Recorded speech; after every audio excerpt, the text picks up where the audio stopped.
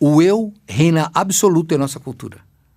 Mas o que acontece quando os sentimentos são elevados acima da verdade? Prepare-se para uma análise provocativa que desafia nossas convicções mais profundas, revelando um conflito existencial entre emoção, razão e fé. Para nos conduzir à meditação sobre esse assunto, trago a você hoje um texto do editor-chefe do Teomídia Blog, Diego Venâncio, que tem como título O Eu como centro indevido no culto a Deus.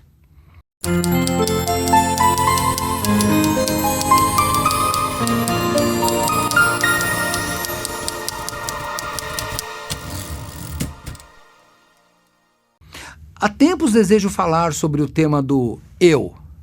Em inglês, esse conceito é designado pela palavra self.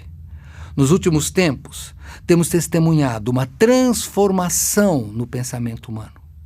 O homem moderno rompeu com o ideal do iluminismo do século XVIII e se tornou, segundo diversos estudiosos, o homo sentimentalis. Essa expressão caracteriza um ser humano que eleva seus sentimentos a uma posição de autoridade absoluta. Se antes o filósofo francês René Descartes proferiu a seguinte frase: penso, logo existo, hoje vivemos sob a égide de uma nova máxima: sinto, logo todas as coisas são como eu as percebo. Esse pensamento é reforçado pela interpretação equivocada da teoria da relatividade de Albert Einstein, como se ela implicasse que toda a verdade dependesse exclusivamente do ponto de vista de quem a observa. E assim surge um problema central: a relativização da verdade. Não há mais a verdade, mas sim múltiplas verdades que coexistem e paradoxalmente se anulam. Ora, se tudo é verdade, logo, nada também é verdade. Dessa maneira, iniciamos a era da supremacia do eu. Eu sinto, então essa é a minha verdade. Eu pensei, então meu pensamento é legítimo e correto. Eu criei, então a minha criação é válida, independentemente de critérios externos. Mesmo que essas ideias contrariem séculos de experiência e reflexão, o domínio do eu tem prevalecido. No contexto atual, o eu não só domina os pensamentos individuais, mas molda toda a produção cultural.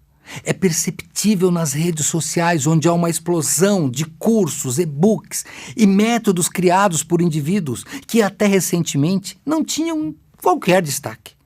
Ideias antigas, testadas e aprovadas pelo tempo, são descartadas, porque o eu cria novos mestres a cada instante. Esse fenômeno reflete uma rebelião natural do homem contra Deus. Sem a regeneração espiritual, o eu ocupa o lugar central. Consequentemente, a cultura contemporânea carece de pluralidade e profundidade, sendo dominada por expressões egocêntricas e subjetivas. Entretanto, como indivíduos, somos inseridos em comunidades e estruturas maiores, bairros, cidades, igrejas, estados e países. Essas instituições nos lembram que não somos criadores autossuficientes. Pelo contrário, vivemos em um mundo já existente, moldados por gerações anteriores. Portanto, o eu deveria submeter-se à estrutura. É exatamente isso que a Bíblia nos ensina. O Senhor Jesus Cristo se apresenta como a verdade e nossos sentidos devem se conformar à palavra de Deus, que nos ensina o que é a verdade, mesmo que nossa natureza nos incline a pensar o contrário.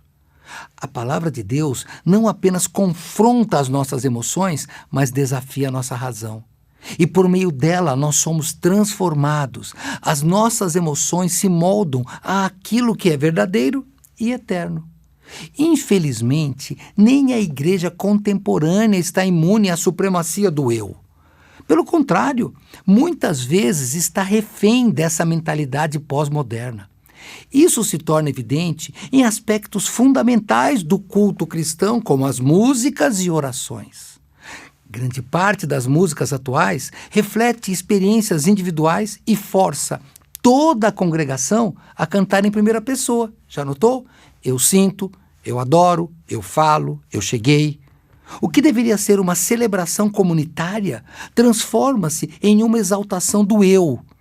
Em vez disso, deveríamos proclamar: nós cantamos, nós adoramos, nós falamos. Da mesma forma, as orações frequentemente enfatizam necessidades particulares, ignorando até o caráter coletivo do culto cristão.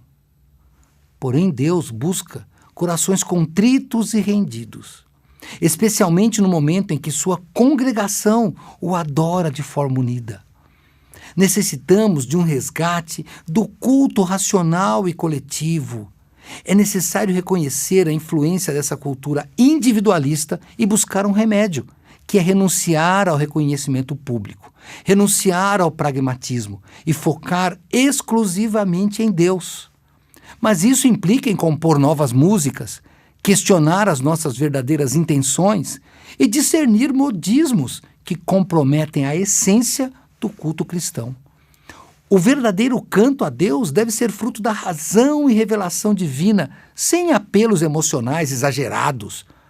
Aliás, como nos ensina o apóstolo Paulo na carta aos Romanos, ele diz assim: rogo-vos, pois, irmãos, pelas misericórdias de Deus, que apresenteis o vosso corpo por sacrifício vivo, santo e agradável a Deus, que é o vosso culto racional.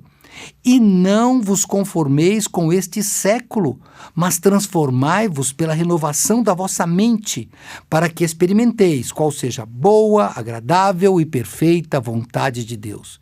Isso está em Romanos, capítulo 12, versos 1 e 2. A emoção ela é bem-vinda, mas deve ser consequência de um entendimento racional da revelação de Deus, não o seu objetivo principal. O culto ao Senhor deve ser uma expressão de júbilo divino, como o Salmo 95 nos diz. Nos versos 1 a 3, ele diz assim: vinde e cantemos ao Senhor com júbilo, celebremos o rochedo da nossa salvação, saiamos ao seu encontro com ações de graças e vitoriemo-lo em salmos, porque o Senhor é o Deus supremo e o grande acima de todos os deuses. Que Deus nos conceda coragem para eliminar o eu do culto e nos conduza a nos reconhecermos como seu povo, congregados em adoração ao Rei dos Reis. Esse foi o Teomídia Blog de hoje. Tenho certeza de que você deseja saber mais sobre esses temas, como nós tivemos hoje aqui. Como daquela vez, quando Chloe denunciou os problemas da igreja dela. Ou um tema polêmico: os jovens precisam sair do controle da música? Achou difícil? Não, são temas fáceis, mas só vale dar sua opinião se você ler até o final, hein? Eu gostaria de te convidar sempre a conferir isso em teomídia.blog.br ou então digite aí na lupa do seu streaming de música ou agregador de podcast que você vai nos encontrar. Porque tudo o que você deseja saber sobre vida cristã e crescer na fé está aqui na Teomídia. No final desse vídeo vocês vão ver as playlists dos nossos podcasts. Dá uma passada nos episódios, comente quais deles você gostou e nos fale se você quer algum outro tema. Estamos ao seu dispor. Que Deus te dê coragem para enfrentar os temas sob a direção do Senhor. Que Deus abençoe você.